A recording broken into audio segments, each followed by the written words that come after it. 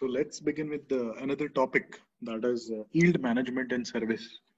So we have already studied this in financial management, why yield is important, and we have already studied so many things in finance subjects also. Yield is all about where we take actual revenue divided by potential revenue. Okay.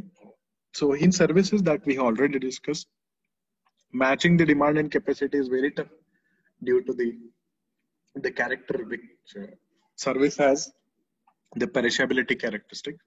So if you look at definition, the process of allocating the right type of capacity to the right kind of customer at the right price so as to maximum revenue or yield. That is called yield management. So we can get more and more income. So we have already seen in optimum capacity utilization and maximum capacity utilization. So if you look at the formula where actual revenue is equal to actual capacity into average actual prices. So that is how we calculate actual revenue.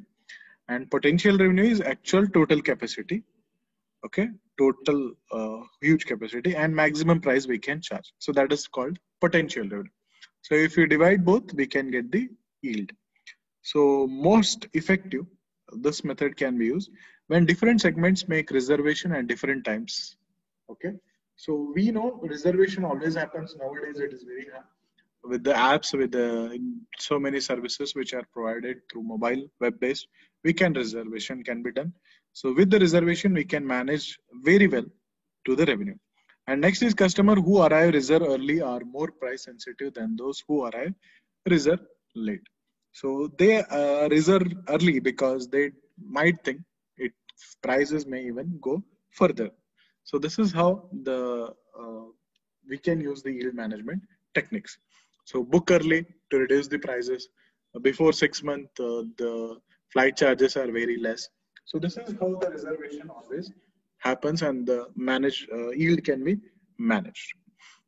Now, when we are using yield management, there are some challenges also. There are some risk also. So first always happens is loss of competitive focus. So especially when price reducing happens or something we can say yield we focus totally on. So competition is loosed. Okay, totally only focusing on highest yielding. So competition can be loose. Next is customer alienation. So what happens exactly is here the customer learn that they are paying a higher price for service than someone else. So they may perceive the pricing as unfair. Okay, particularly if they do not understand the reason why they are actually charged. And the study done in the restaurants industry found that when customers were informed in different price being charged by time of day, so week or a table location, they generally felt practice was fair. Okay, so particularly if the price difference was framed or given the discount also. If the special tables, special rooms, AC rooms, if prices are charged very high over there, so then there will be no problem. But if they can't find any differences, so there will be chance of customer alienation. Then come the overbooking. So here customer can be further alienated if they fall victim. Okay, if the booking continuously overburdened, if they don't get the reservation or nothing, so they will be again they face the problem. So here yield management has the very you can say you can expect more customers. The more customers are also there, but the management will be the problem that we have already seen how this utilization of capacity always matter because of the perishability character. Then incompatible incentive and reward system. So here the incentive which have been taken by the employees who are working and the reward systems, because if you are facing more on yield, then there will be an incompatible totally when we are giving incentive and reward system to the you can say to employee, because his moral problems that also matters a lot. Okay, so in recent management system that do not match in such a structure. If you look at example, many managers are rewarded on the basis of capacity utilization or average rate charged. So where yield management balance the two factors. Okay, and next is inappropriate organization of the yield management function. So most effective with yield management, our organization must have centralized reservation system. So all the airlines and some large hotels chains and shipping companies do have such centralization, or else there will be a multiple booking case happens. So smaller organization may have decentralized reservation system and thus find it difficult to operate a yield management system effectively because there will be overlapping and over customer lapping. Such problems will be happen. So where can we use the yield management thing?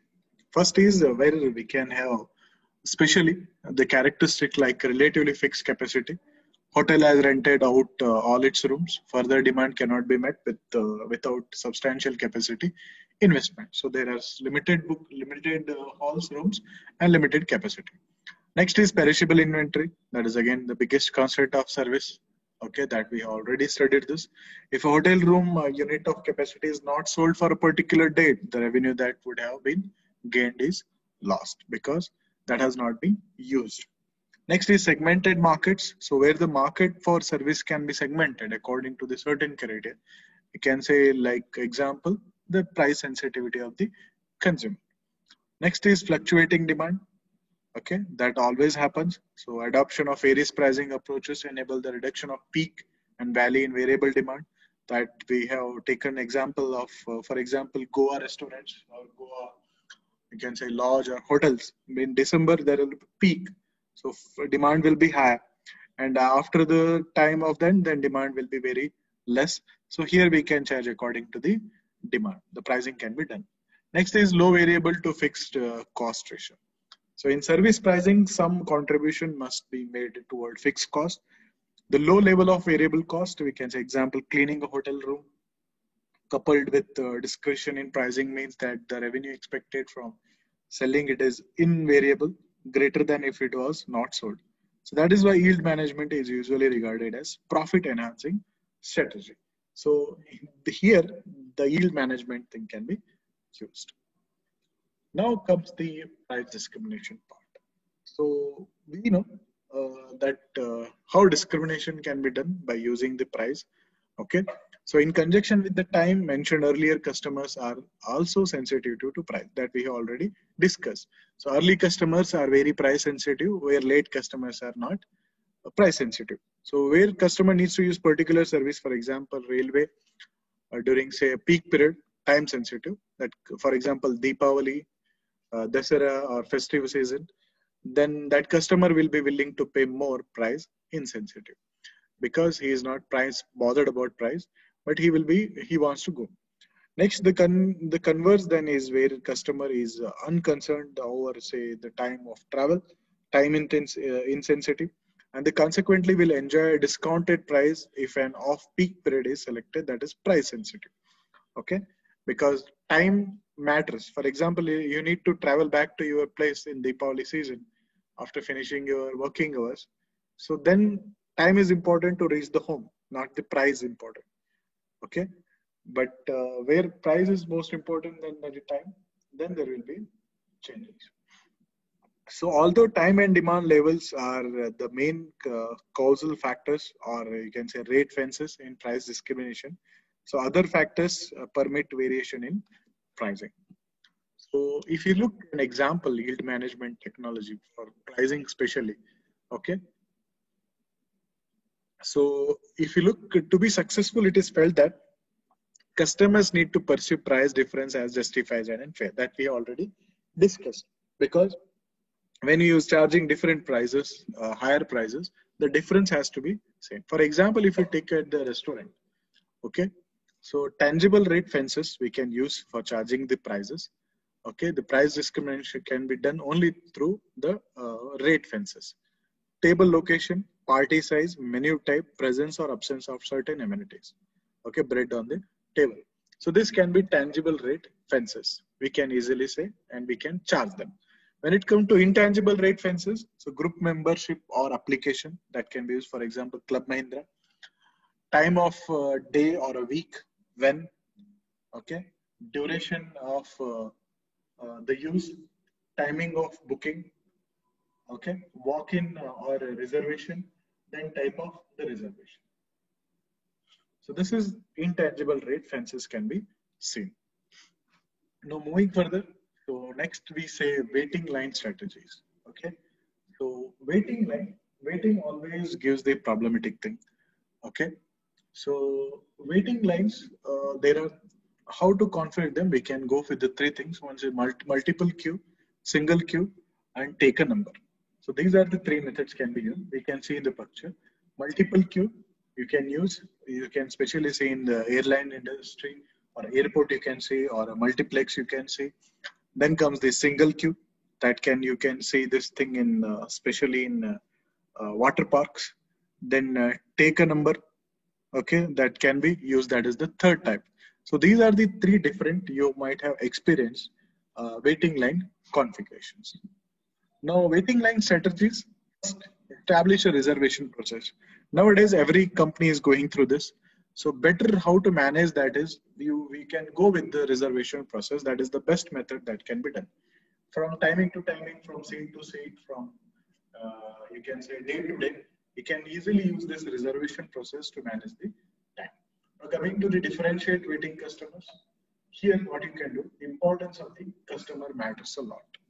Okay, then urgency of the job, duration of the service transaction, then payment of a premium price. So these things can be differentiated for the waiting customers that can be used. That is the strategy.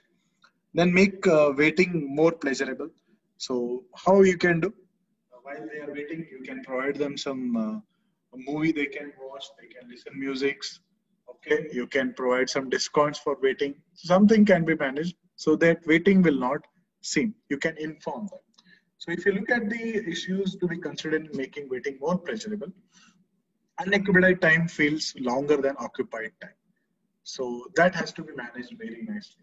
So always unoccupied time. So then occupied, don't make them they are unoccupied. So they feel very longer. Okay. Make sure that it is occupied time. Next, pre-process waits feel longer than in process wait. So always we have to in process waits. We have to make sure that it is in process. Your thing is in process, so it will not seems like it is very long. Especially if you're booking something, your order is in process. It means you will not feel that it is delayed. Next, anxiety makes wait seems longer. So you have to always make sure that the consumers or customer should not feel the anxiety. And then comes the uncertain wait seems longer than known and finite waits. So people should not, this is an issue which waiting always happen. So uncertainty should not take more longer.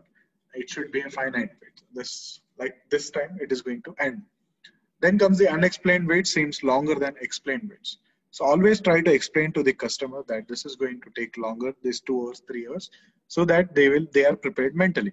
If you do unexplained, it will take a huge process. Unfair waits feel longer than equitable waits.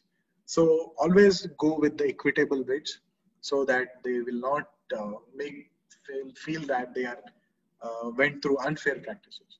And the more valuable the service, the longer the customer will wait. So if the service is more valued, like you can say, for example, hospital service, the longer customer will wait depends on the situation. So solo waits feel longer than group waits. That we all know, we have all feel this. So these things always we should consider. So make sure waiting should be more pleasurable rather than they are taking more longer and longer. So these things has to be maintained.